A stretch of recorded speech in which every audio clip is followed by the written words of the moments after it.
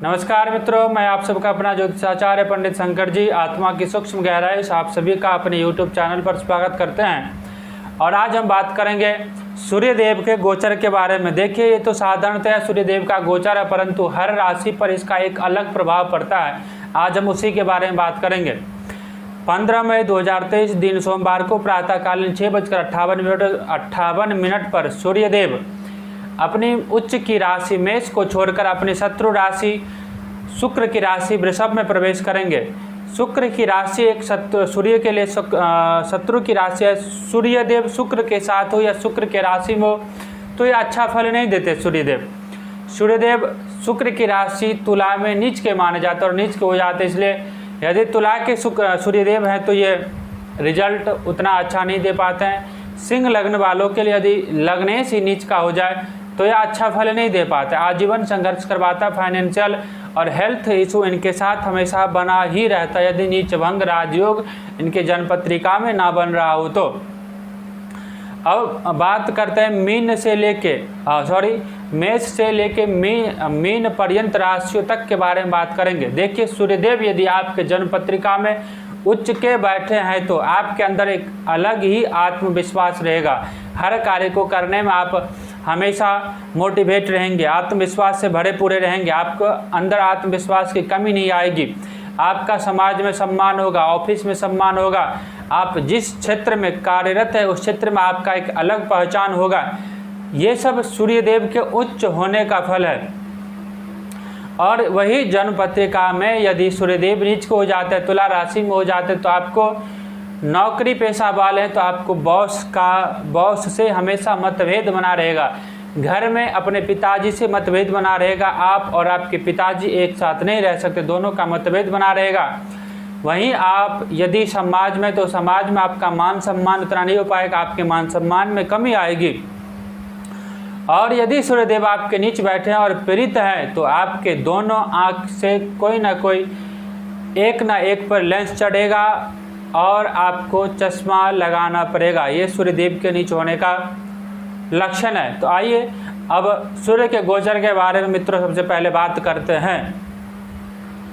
अब देखते हैं मेष राशि वालों के लिए काल पुरुष की कुंडली की यदि विवेचना किया जाए।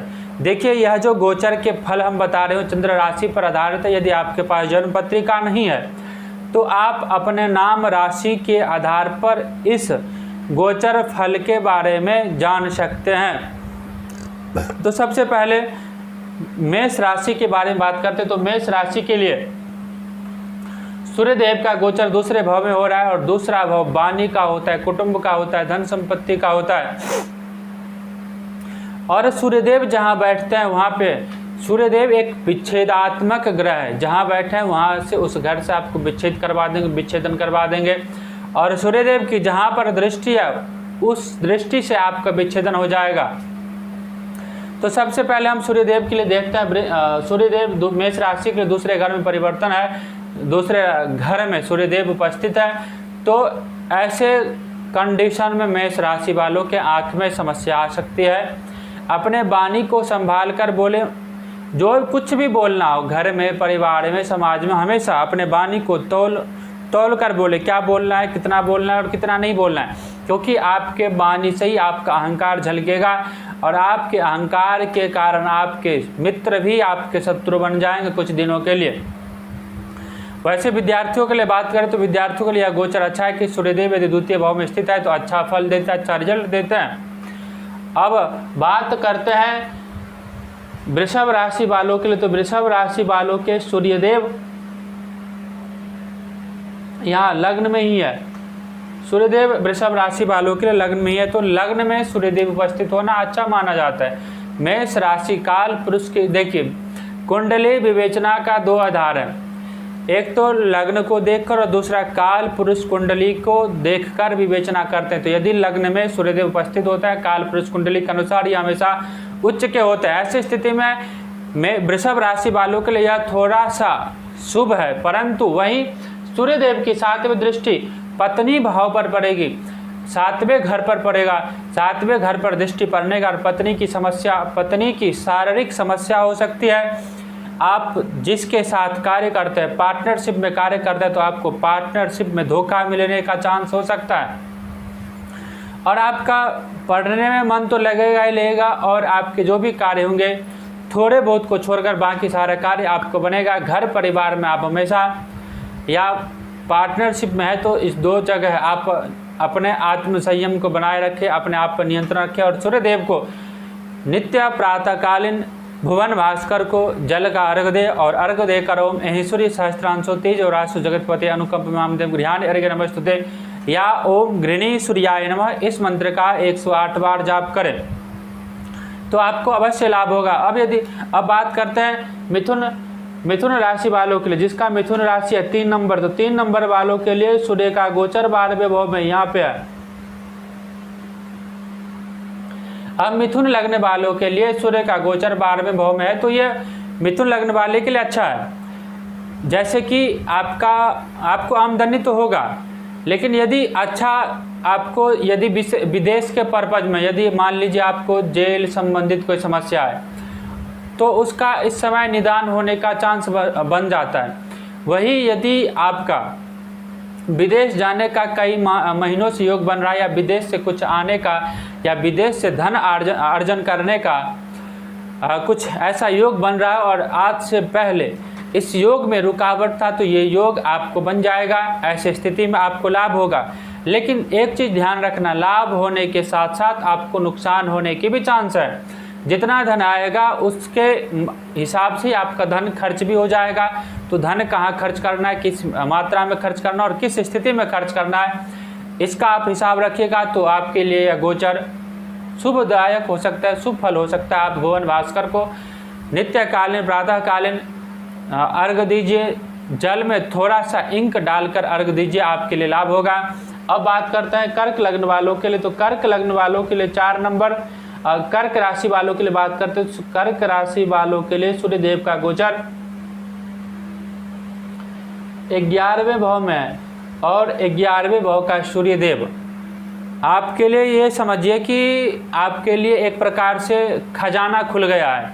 आपको इस गोचर काल में इतना ज़्यादा धन का आगमन आपके यहाँ होगा, आपके घर परिवार में होगा, या आपके जिस कार्य क्षेत्र में जुड़े आपके कार्य क्षेत्र बढ़ जाएगा, आपको उन्नति मिलेगा। आपको धन संबंधित जितने प्रकार की रुकावटें आ रही थी, सभी प्रकार की रुकावटें आपका टल जाएगा। आप यदि स्टूडेंट हैं और प्रतियोगिता परीक्षा से संबंधित किसी प्रकार के आप एग्जाम देने वाले हैं, तो आपके एग्जाम में निकलने की या आपके परीक्षा फल या रिजल्ट अच्छा आएगा, इससे संबंधित आपका योग बन रहा है। आपके धन आगमन का सबसे ज़्यादा योग कर्क राशि वालों के लिए बन रहा है। ऐसे योग में कर्क राशि वाले आदित्य हृदय स्तोत्र का पाठ करें, या ओम गृणी सूर्याय नमः इन मंत्रों का 108 बार पाठ करें तो आपको 100% लाभ होगा।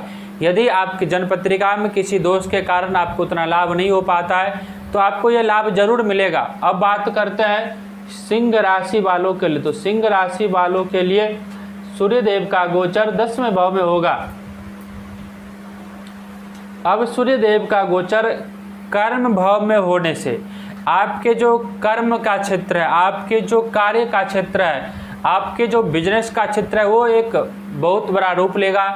आपके पिता से संबंधित जो समस्या थी या जो बीमारी थे आपके पिताजी को पर जो शारीरिक समस्या थी, वो शारीरिक समस्या अवश्य दूर होगा।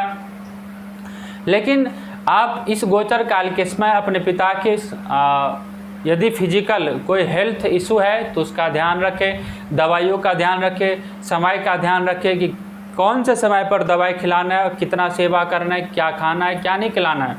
इन चीज़ों का ध्यान रखेंगे, अपने पिता का सम्मान करिएगा तो आपको बहुत ज़्यादा लाभ मिलेगा और आपके सभी कार्य समय से पूर्ण हो जाएंगे। अब बात करते हैं कन्या लग्न वालों के लिए, 6 नंबर राशि वालों के लिए, कन्या राशि वालों के लिए, तो कन्या राशि वालों के लिए सूर्य का गोचर नवम भाव में होगा। अब नवम भाव में सूर्य का गोचर होना अच्छा माना जाता है, सही माना जाता है, लेकिन शत्रु राशि में उपस्थित होने के कारण, देखिए कन्या राशि हो गया और ये 2 नंबर वृषभ राशि, दोनों कारक ग्रह माने जाते हैं, एक दूसरे के कारक है। लेकिन कारक ग्रह होने के बाद भी, कारक राशि होने के बाद भी सूर्य देव का गोचर दूसरे नंबर पे होने से, वृषभ राशि में होने से कन्या राशि वालों के लिए सूर्यदेव कभी कारक नहीं होते, अकारक होते हैं, क्योंकि एक नंबर यहाँ आ जाएगा। तो इस वजह से इनको इतना ज़्यादा लाभ नहीं मिलेगा, कम लाभ मिलेगा। लेकिन फिर भी ऐसा नहीं है कि लाभ नहीं मिलेगा। सूर्य का गोचर है और भाग्य भाव में हो रहा है, नवम भाव में हो रहा है, तो लाभ तो अवश्य मिलेगा। हो सकता है कि 100% ना हो, लेकिन 50-50 का रेशियो, 50 का लाभ होगा तो 50 का नुकसान होगा, ऐसा नहीं है। मान लीजिए आपको डॉक्टर को दिखाना है और आपके पास पैसा नहीं है, तो पैसा अवश्य आएगा, लेकिन वो पैसा आने के बाद खर्च हो जाएगा। तो 50-50 का लाभ और हानि का रेशियो रहेगा। यदि आप स्टूडेंट हैं, व्यापारी वर्ग हैं, नौकरी पेशा वाले हैं, तो आपके लिए यह एक प्रकार से योग कारक है। आपके नौकरी पेशा से संबंधित समस्या आ सकता है, जो भी नौकरी में था उससे पहले समस्या था, वह समस्या यथारूप से बना रहेगा, क्योंकि सूर्य राहु के साथ गोचर कर रहा था इतने दिन। सूर्य को ग्रहण लगा हुआ था राहु का। अब राहु से निकलकर अपने शत्रु राशि वृषभ में पहुंचा है।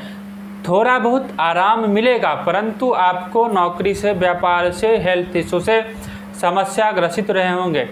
इस समस्याओं से निदान पाने के लिए आप आदित्य हृदय स्तोत्र का प्रातःकाल सुबह सूर्योदय के समय, जब सूर्योदय लालिमा लिए रहते हैं, लाल कलर के होते हैं, एकदम लाल लाल होता है, उसी समय आप सूर्यदेव को अर्घ दीजिए और आदित्य हृदय स्तोत्र का पाठ कीजिए, आपको अवश्य कल्याण होगा। भगवान भोलेनाथ, भगवान शंकर, सूर्यदेव, सूर्य नारायण आपको कल्याण करेंगे। आप बात करते हैं तुला राशि वालों के लिए। तुला राशि वालों के लिए सूर्य का गोचर 8वें भाव में होगा। अब 8वें भाव में सूर्य का गोचर होना नुकसानदायक होता है। 8वें भाव में यदि सूर्य का गोचर है तो यह उतना ज़्यादा लाभदायक नहीं देगा, आपको परेशानी में डाल सकता है, आपको किसी न किसी प्रकार से परेशानी हो सकता है। इस परेशानी से निजात पाने के लिए आप आदित्य हृदय स्तोत्र का अवश्य पाठ कीजिए।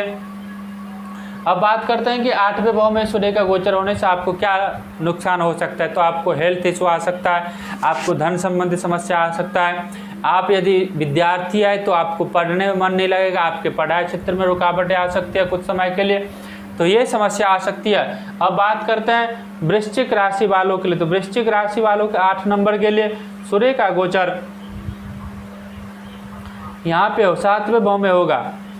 अब 7वें भाव में सूर्य का गोचर होना, यह स्थिति ठीक नहीं है वृश्चिक राशि वालों के लिए। दोनों, एक तो ये मारक हैं और 7वां भाव मारक माना जाता है। मारक स्थान में यदि सूर्यदेव की गोचर है तो सूर्यदेव 7वें भाव पत्नी का माना जाता है। यदि पत्नी है, कोई महिला है, तो उसके पति के लिए माना जाता है। ऐसे स्थिति में पत्नी संबंधित, हेल्थ संबंधित समस्या आ सकता है। पत्नी को कुछ ना कुछ शारीरिक समस्या हो सकता है, या घर में पति पत्नी में कलह हो सकता है। यदि आपका कार्य पार्टनरशिप पे चलता है तो क्या हो जाए।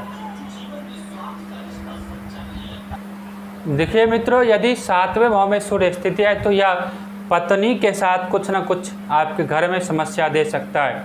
पत्नी के स्वास्थ्य में समस्या दे सकता है, या पत्नी के साथ आपका मतभेद करवा सकता है, बच्चों के साथ आपका मतभेद करवा सकता है, या आप जहां कार्य कर रहे हैं, यदि पार्टनरशिप में कार्य करें तो आपके पार्टनरशिप में धोखा होने का चांस मिलता है, क्योंकि सूर्य 7वें भाव में बैठ करके आपके पार्टनर से आपके घर में विच्छेदन करवाता है, आपको उससे दूर करवाता है, अलग करवाता है। अब बात करते हैं धनु राशि वालों के लिए। धनु राशि वालों के लिए सूर्य का गोचर 6ठे भाव में होने वाला है। अब 6ठे भाव है ऋण, रोग, शत्रु। तो इस गोचर काल में आपको थोड़ा बहुत शारीरिक समस्या लगा रह सकता है, क्योंकि शारीरिक समस्या इसलिए लगा रहेगा क्योंकि धनु राशि वालों के लिए वृषभ कारक ग्रह नहीं है, कारक राशि नहीं, एक दूसरे का दोनों धनु लगने वाले के लिए वृषभ राशि दोनों एक दूसरे का कारक नहीं, दोनों एक दूसरे का शत्रु है। इस वजह से सूर्य का गोचर यदि 6ठे भाव में हो रहा है तो आपको पाचन तंत्र संबंधित समस्या हो सकता है, किसी न किसी प्रकार के हेल्थ इशू बना रहेगा। यदि आप स्टूडेंट हैं तो स्टूडेंट को कुछ लाभ होने के चांस है, हो सकता है आपको कहीं ना कहीं रोजगार मिल जाए, कुछ मिल जाए। यदि इसी प्रकार की समस्या से आप प्रेरित है तो आदित्य हृदय स्तोत्र का पाठ कीजिए, ओम गृहणीश्वर्याय नमः। इस मंत्र का 108 बार पाठ कीजिए और प्रत्येक रविवार को एक लोटे में जल डालकर तांबे के लोटे में, तांबे के पात्र में जल भरकर उसमें रोली डाल दीजिए, लाल चंदन डालकर एक लाल फूल या गुलाब डालकर भगवान भास्कर को अर्घ दीजिए। अब बात करते हैं मकर लग्न वालों के लिए, 10 नंबर वालों के लिए। तो 10 नंबर वालों के लिए सूर्य का गोचर 5वें भाव में होगा। तो सूर्य का गोचर 5वें भाव में होने से ये गोचर भी इसके लिए ठीक नहीं। यदि आप विद्यार्थी हैं तो विद्यार्थियों के लिए थोड़ा बहुत लाभ हो सकता है, परंतु व्यापारी वर्ग के लिए, नौकरी पेशा वालों के लिए यह गोचर सही नहीं। इस गोचर काल में आपको नुकसान होने का संभावना है। और नुकसान के साथ साथ यदि आप प्रेम संबंध में जुड़े हैं तो आपके प्रेम संबंध में अलगाव होने की स्थिति आ सकता है।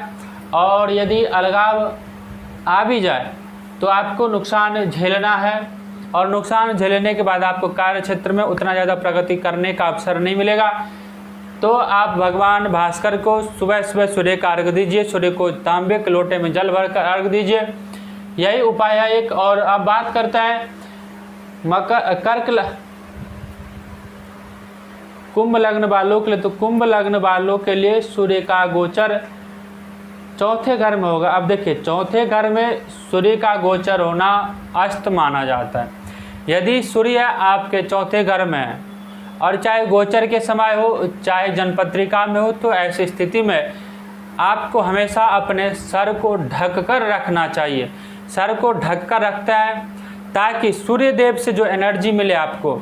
ऐसे देखिए, ये दक्षिण होता है, यहाँ पर सूर्यदेव जो है दिग्बली हो जाता है और यहाँ पर सूर्यदेव अस्त हो जाते हैं, रात्रि माना जाता है। ये दिन का समय, ये रात्रि का समय, ये सुबह का समय, ये सायंकाल का समय। यदि रात्रि में सूर्य आपका है तो उसका दिग्बल नहीं होता है, सूर्यदेव का रात्रि बल नहीं है, क्योंकि सूर्यदेव दिन के ग्रह हैं। वही यदि चंद्रदेव होते हैं तो चंद्रदेव को रात्रि में प्रधान माना जाता है, रात्रि का, लेकिन सूर्यदेव दिन के देवता है, दिन के प्रधान ग्रह माना जाता है।